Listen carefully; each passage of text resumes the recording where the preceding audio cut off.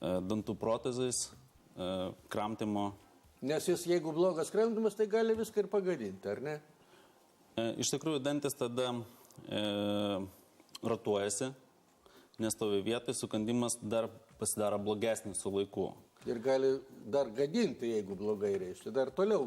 Situacija su metais tiesiog tik blogės. Tai kadangi kartais pas vaikus irgi atsiranda tokios problemos, kad reikalingas dantų protezavimas, tai yra sudaryta taip pat programa ligonių kasose, vaikams iki 18 metų galima protezuoti dantis. Gerai, apie ligonių kasas mes kiek vėliau pakalbėsim. Dabar daktaro Rimvydo noriu paklausti. Protezas, tai tas labai brangus, vos ne auksinis ar koks ten daiktas, kurį ten įkala, o jūs čia atsinešėt kažką. Kas čia yra? Trumpai pasakykite. Šiaip protezas tai yra labai plati savoka iš tikrųjų, tai jau elementari plomba, jau jinai yra protezas. Jau protezas. Jau protezas.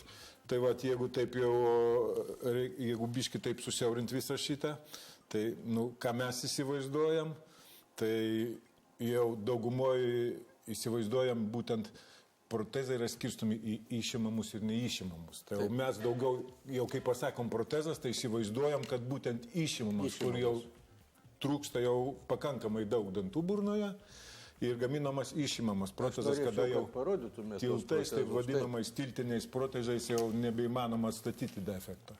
Tai va, čia keletas pavyzdžių, tokie, kurie jau, čia jau kurie jau dabar su gerų biudžetų jau reikia pradėti tokį protezavimą jau su šitais. Ką reiškia gerų biudžetų? Vat apie tai norėčiau ir toliau tęsti. Ne auksiniai, jūs kaip sakėt, bet auksas dabar jau išėjo iš mados jau šiais laikais. Čia brangus dalykai. Bet dalykai brangus vis tiek.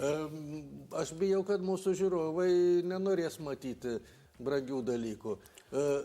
Apie pigius, kiek kainuoja? Aš visgi norėčiau pabrėžti, kad šitie dantų protezai yra tinkami visiems.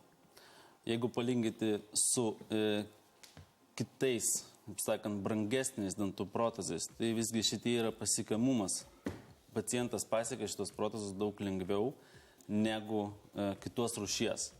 Visgi, kaip sakant, tai mes šiandien ir atsinešėm parodyti, kad nepriklauso nuo amžiaus, nepriklauso nuo netgi ar jūsų biudžetas labai didelis ar mažas, kaip sakant, šitie dantų protezai yra tinkami visiems. Ir visgi finansiškai nėra labai brangus. Sėdi dabar tie žmonės ir nori išgirsti. Ar čia tūkstančiai, ar čia šimtai? Iš tikrųjų priklauso nuo tam tikros situacijos, kiek tai tiksliai bus dantų ir kokia yra kompensacija, pavyzdžiui, iš ligonių kasų. Ar pacientas pasirūpinęs iš anksto, pavyzdžiui, kad ar jis atsistojo į eilę dėl dantų protezavimo. Tai nuo to ir priklauso išlaidos. Tai apie tai gal pradėkime ir kalbėti. Žinokit, netgi aš esu taip pat pensinio amžiaus ir galėčiau pasirodo stoti, kai prašo teritorinės ligonių kasos lankstinukai, galėčiau jau stoti į eilę ir valstybė tai apmoka, nes visi sako, odontologai, žinoma, jie plėšikai, jie labai brangiai įma, reiškia. Kiek valstybė procentų apmoka? Iš tikrųjų, problema yra šiek tiek kitoj vietoj, kad dažniausiai žmonės nežino tos informacijos, kad ligonio kasos apmoka kažkiek tai procentų, ar tai apmoka, pavyzdžiui, visiškai visą pilnai dantų protezavimą. Būna taip, kad apmoka visiškai. Tikrai taip. Dažniausia, 80%, tai, kaip sakant, ligonio kasos pilnai pasirūpina. Bet ne visiems. Pensininkam taip? Tai yra pensininkams, žmonėms, kuriems dar iki 18 metų ir kurie yra pripažinti įstatymą nustatyti tvarka, darbingais arba nedarbingais. Tai vat mamytės, kurios turi nepilnamečius vaikus, reiškia taip pat gali eiti į ligonių kasas ir prašyti kompensacijos už dantų protezavimą, taip? Ne visai taip. Tai iš tikrųjų reikėtų eiti į savo polikliniką, atsistoti į eilę dėl dantų protezavimo. Per apžiūrą, per komisiją yra nustatoma, kad reikalingas dantų protezavimas. Pacientas yra pastatomas ir tada gali kreiptis į bet kokią odontologijos kliniką. Į bet kurią? Jeigu tai, pavyzdžiui, liečia vaikus iki 18 metų, tai gali kreiptis tik į dantų klinikas, kurios turi sutartį su ligonių kasomis.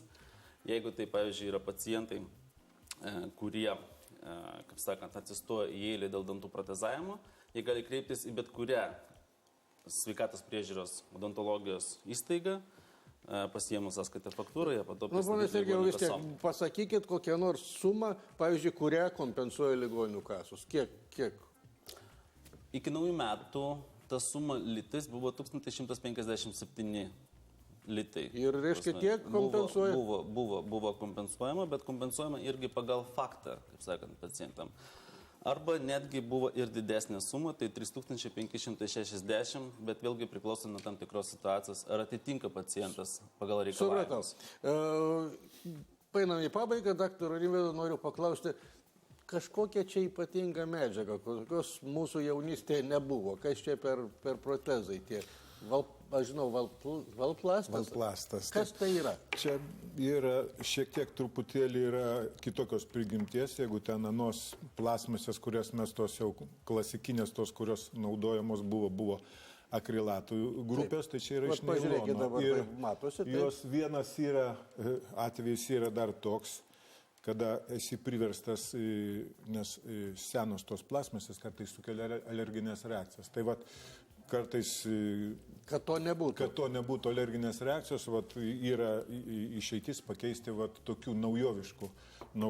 Šituo protezu jo privalumas tas, kad jisai yra elastingas. Galima su... Daugelis, reiškia, yra pensininkai sakė... tokius minkšti.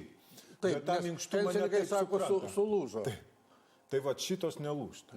Šitos nelūžta. Čia va, jų yra toksai pliusas. Nu, labai ačiū. Aš manau, kad kas susidomėjo, tas pirmiausia kur turi kreiptis? Pas savo gydytoją, tada reiškia atsistoti į eilę dėl dantų protezavimo ir tada jau galima kreiptis toliau į bet kurią odontologijos kliniką, kad gauti dantų protezavimo paslaugas. Supratau, ačiū labai. Aš manau, kad tikrai mums pavyks kažkiek prišaukti pašnekovų į klinikas. Dabar mes važiuojame į rajoną. Važiuojame į kurį rajoną? Rūta Lankininkaitė. Klausome, Rūta.